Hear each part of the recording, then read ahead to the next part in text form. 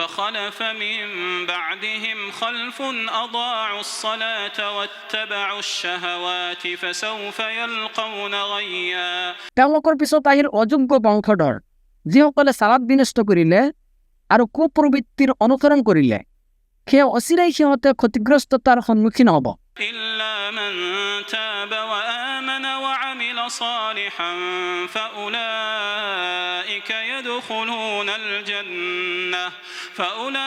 فأولئك يدخلون الجنة ولا يظلمون شيئا কিন্তু সেই সকল লোকৰ বাহিৰে যিসকলে তওবা কৰিছে ঈমান আনিছে আৰু সৎকৰ্ম কৰিছে তেওঁলোকেই জান্নাতত প্ৰৱেশ কৰিব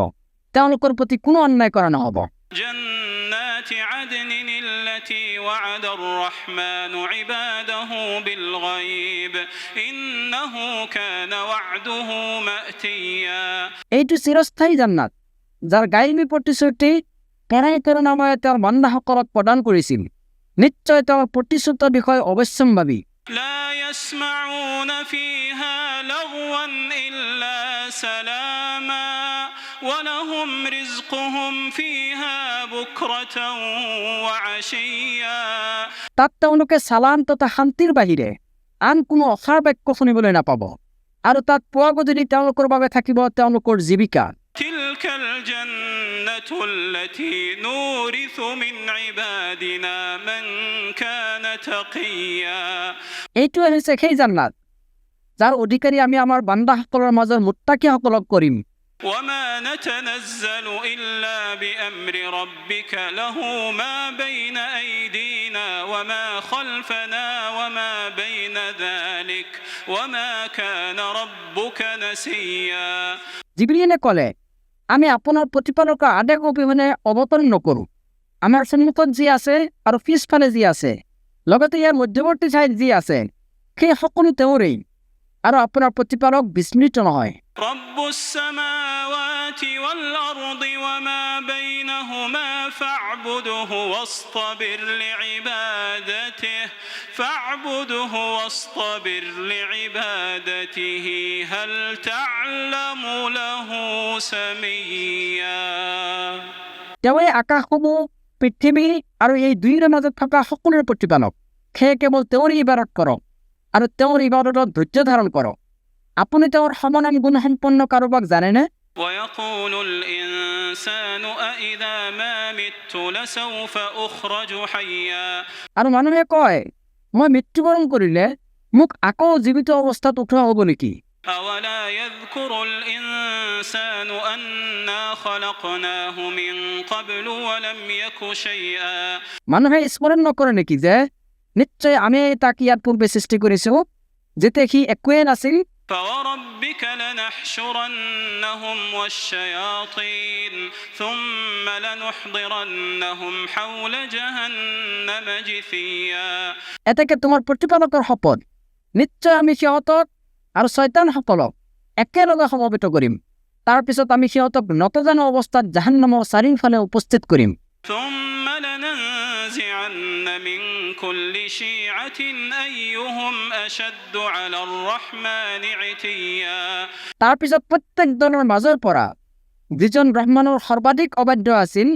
আমি তাক টানি উলিয়াই আনিম ثم لنحن أعلم بالذين هم أولى بها صليا আৰু আমিহে ভালকৈ জানো সিহঁতক যিসকল জাহান্নামত দগ্ধ হোৱাৰ বেছি উপযুক্ত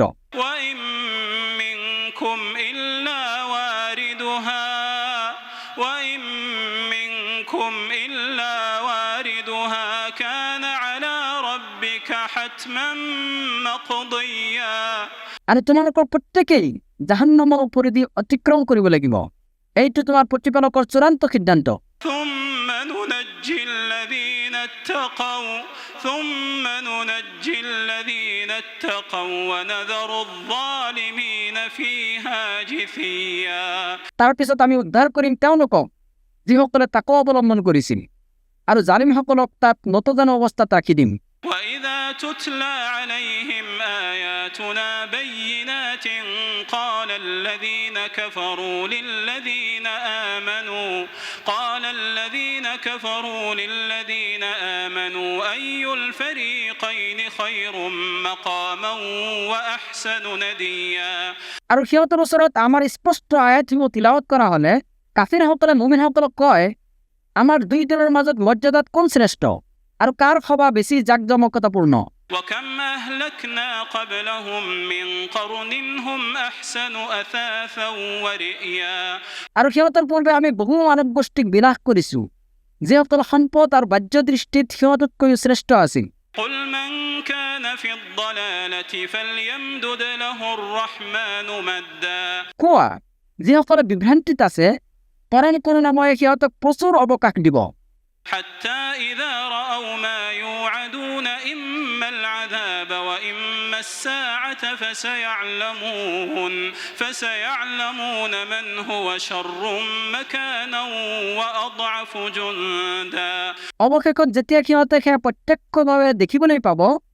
যি বিষয়ে সিহঁতক সতৰ্ক কৰা হৈছিল, সেয়া শাস্তিয়ে হওক বা কিয়ামতেই হওক, তেতিয়া সিহঁতে জানিবলৈ পাব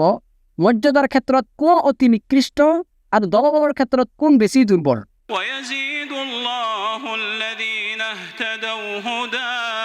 والباقيات الصالحات خير عند ربك ثوابا وخير مردا আৰু যিসকলে সৎপথত চলে, আল্লাহে তেওঁলোকৰ হৃদায়ত বৃদ্ধি কৰি দিয়ে, আৰু স্থায়ী সৎকৰ্মসমূহ তোমাৰ প্ৰতিপালকৰ পুৰস্কাৰ প্ৰাপ্তিৰ বাবে শ্ৰেষ্ঠ আৰু পৰিণতিৰ ফালেও অতি উত্তম। أفرأيت الذي كفر بآياتنا وقال لأوتين مالا وولدا তুমি সেইজন ব্যক্তিক দেখিছানে যিয়ে আমাৰ আয়াতসমূহক অস্বীকাৰ কৰে আৰু কয়, নিশ্চয় মোক ধন সম্পদ আৰু সন্তান সন্ততি দিয়া হ'ব। أطلع الغيب أم اتخذ عند الرحمن عهدا সি গায়ব সম্পৰ্কে অৱহিত হৈছে নেকি, নে ৰহমানৰ পৰা কোনো প্ৰতিশ্ৰুতি লাভ কৰিছে? كلا سنكتب ما يقول ونمد له من العذاب مدا কেতিয়াও নহয়, সি যি কয় আমি সেয়া লিখি ৰাখিম আৰু তাৰ শাস্তিহে বৃদ্ধি কৰি থাকিম। ونرثه ما يقول ويأتينا فردا আৰু সি যি ধন সম্পদ জনাবৰ কথা কয়, তাৰ মৃত্যুৰ পিছত সেয়া থাকিব আমাৰ অধিকাৰত, আৰু সি অকলশৰীয়া হৈ আমাৰ ওচৰতে উপস্থিত হ'বহি। واتخذوا من دون الله آلهة ليكونوا لهم عزا আৰু সিহঁতে আল্লাহৰ বাহিৰে বহুতো ইলাহ গ্ৰহণ কৰিছে, যাতে সেইবোৰ সিহঁতৰ বাবে সন্মানৰ কাৰণ হয় আৰু সহায়ক হয়। كلا سيكفرون بعبادتهم ويكونون عليهم ضدا কেতিয়াও নহয়, অনতিপলমে সেই উপাস্যবোৰে সিহঁতৰ ইবাদতক অস্বীকাৰ কৰিব আৰু সিহঁতৰ বিৰোধী হৈ যাব। ألم تر أنا أرسلنا الشياطين على الكافرين تؤزهم أزا তুমি লক্ষ্য কৰা নাইনে, আমি কাফিৰসকলৰ বাবে শয়তানবোৰক এৰি থৈছো, সিহঁতক বেয়া কামত বিশেষভাৱে প্ৰলুব্ধ কৰাৰ বাবে। فلا تعجل عليهم إنما نعد لهم عدا এটা কি সিহঁতৰ বিষয়ে তুমি খৰখেদা নকৰিবা, নিশ্চয় আমি সিহঁতৰ নিৰ্ধাৰিত কাল গণনা কৰি ৰাখিছো। يوم نحشر المتقين إلى الرحمن وفدا স্মৰণ কৰা, যিদিনা আমি ৰহমানৰ ওচৰত মুত্তাকিসকলক সন্মানিত অতিথিৰূপে সমবেত কৰিম। ونسوق المجرمين إلى جهنم وردا আৰু অপৰাধীবিলাকক তৃষ্ণাতুৰ অৱস্থাত জাহান্নামৰ ফালে খেদি লৈ যাম। لا يملكون الشفاعة إلا من اتخذ عند الرحمن عهدا যিসকলে ৰহমানৰ পৰা প্ৰতিশ্ৰুতি লৈছে, তেওঁলোকৰ বাহিৰে কোনেও চুপাৰিচ কৰিব নোৱাৰিব। وقالوا اتخذ الرحمن ولدا আৰু সিহঁতে কয়, ৰহমানে সন্তান গ্ৰহণ কৰিছে। لقد جئتم شيئا إدا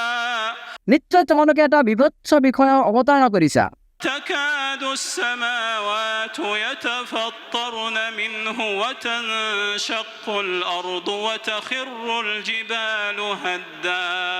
এনেকুৱা বিষয় যাৰ ফলত আকাশসমূহ বিদীৰ্ণ হৈ যোৱাৰ উপক্ৰম হয়, আৰু পৃথিৱী খণ্ড বিখণ্ড আৰু পাহাৰ পৰ্বত চূৰ্ণ বিচূৰ্ণ হৈ যোৱাৰ উপক্ৰম হয়। أن دعوا للرحمن ولدا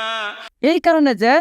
সিহঁতে ৰহমানৰ প্ৰতি সন্তান আৰোপ কৰিছে। وما ينبغي للرحمن أن يتخذ ولدا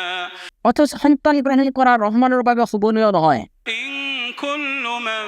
في السماوات والأرض إلا آتي الرحمن عبدا إن كل من في السماوات والأرض إلا آتي الرحمن عبدا আকাশসমূহ আৰু পৃথিৱীত এনেকুৱা কোনো নাই যিয়ে ৰহমানৰ ওচৰত বান্দাৰ ৰূপে উপস্থিত নহ'ব। لقد أحصاهم وعدهم عدا তেওঁ সিহঁতৰ সংখ্যা জানে আৰু তেওঁ সিহঁতক বিশেষভাৱে গণনা কৰি থৈছে। وكلهم آتيه يوم القيامة فردا আৰু কিয়ামতৰ দিনা সিহঁত সকলোৱে তেওঁৰ ওচৰলৈ অকলশৰীয়া হৈ আহিব। إن الذين آمنوا وعملوا الصالحات سيجعل لهم الرحمن ودا নিশ্চয় যিসকলে ইমান আনিছে আৰু সৎকৰ্ম কৰিছে ৰহমানে অৱশ্যে তেওঁলোকৰ বাবে পাৰস্পৰিক সম্প্ৰীতি সৃষ্টি কৰিব। فإنما يسرناه بلسانك لتبشر به المتقين وتنذر به قوما لدا আৰু আমি তোমাৰ ভাষাত কোৰাণক সহজ কৰি দিছো যাতে তুমি ইয়াৰ দ্বাৰা মুত্তাকিসকলক সুসংবাদ দিব পাৰা আৰু বিতণ্ড প্ৰিয় সম্প্ৰদায়ক ইয়াৰ দ্বাৰা সতৰ্ক কৰিব পাৰা। وكم أهلكنا قبلهم من قرن هل تحس منهم من أحد أو تسمع لهم ركزا আৰু সিহঁতৰ পূৰ্বে আমি কিমান যে প্ৰজন্মক বিনাশ কৰিছো